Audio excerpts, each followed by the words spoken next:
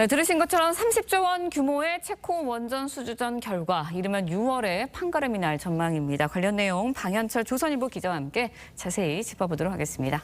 안녕하세요. 예, 안녕하세요. 네, 30조 원대 정말 어마어마합니다. 우리나라와 프랑스 이제 2파전으로 경합 중인데 원전 수주에 있어서 프랑스와 우리나라의 전력 비교 어떻게 되고 있나요? 일단 우리나라는 가장 강점이 가성비라고 할 수 있겠는데요. 가성비 그러면 가격 대비 성능이잖아요. 성능을 보면 일단 우리나라가 우리 기술로 만든 원전을 우리나라에서 제대로 잘 운영하기 때문에 논란의 여지가 없는 것 같고요. 가격은 아까도 보여주셨듯이 상당히 좀 낮게 건설할 수 있는데 킬로와트당 건설 단가 아까 보니까 한국이 3,571달러. 네, 제일 적은 것 같아요. 예, 프랑스가 7,931달러 그러니까 절반이 안 돼요. 그러니까 상당히 저렴하게 지을 수 있다. 그러니까 체코로 볼 때는 상당히 이점이 있다. 우리나라에 더 그 가점을 줄 가능성이 있다. 이렇게 보여지고요. 그 한수원도 좀 얘기를 하는 게 공기를 잘 맞추고 낮은 가격으로 합리적인 가격으로 들어가겠다 이렇게 얘기를 하고 있습니다. 네, 일단은 뭐 정리를 해보면 가성비가 좋다 이 말씀인 것 같은데 우리가 체코 원전 수주에 성공을 한다면 유럽에 진출하는데 조금 더 한 발짝 더 다가갈 수 있는 거 아닙니까?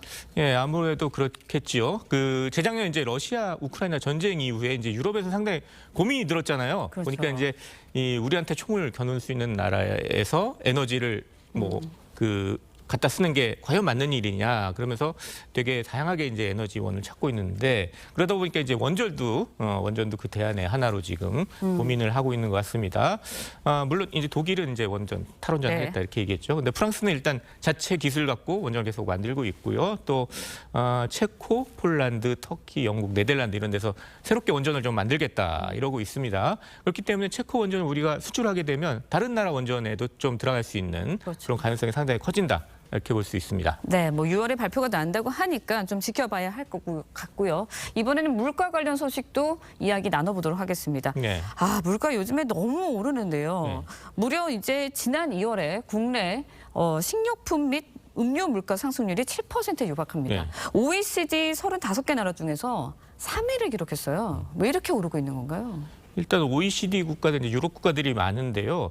이 국가들의 이제 식료품 가격, 이거는 이제 아까도 얘기한 러시아 우크라이나 전쟁 이후에 상당히 많이 올랐습니다. 그러다 이제 좀 안정되는 이쪽 방향으로 가고 있는데 우리나라는 지금 들어서 갑자기 또 이 먹거리 가격들이 쪽 급상승세를 보이고 있어요. 그러다 보니까 이제 우리나라가 이제 OECD 평균보다 먹거리 가격 상승세가 높아지는 이런 일이 벌어지고 있는 것입니다.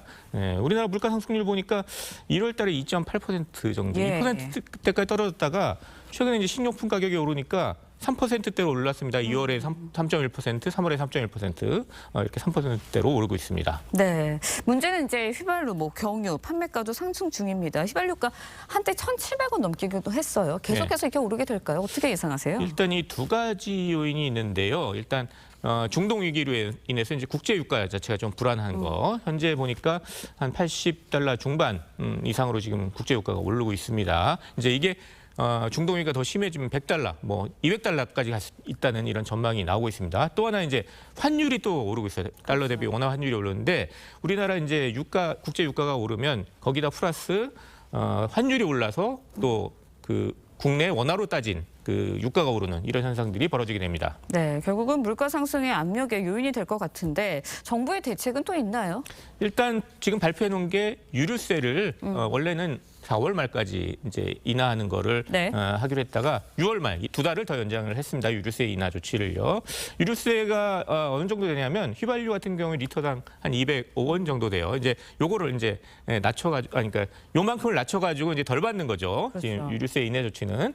근데 1,700원 때 되면 이게 한 12% 정도 됩니다. 그러니까 유류세 인하를 더 이상 안 하면 12% 상승하는 거예요. 근데 요걸 인하 조치를 하니까 12% 정도 낮게 지금 좀 유지를 할 수 있다. 이렇게 볼 수 있습니다. 네, 알겠습니다. 계속해서 좀 다음 소식도 짚어볼 텐데요. 지난해 이제 고용 기간이 1년 이상인 상용 근로자 임금이 2.8% 올랐는데요. 그동안 물가는 3.6% 올랐습니다. 그러니까 결국은 그러니까 월급이 물가 상승률에 비해서는 더 낮게 올랐기 때문에 결국은 마이너스가 된 거예요.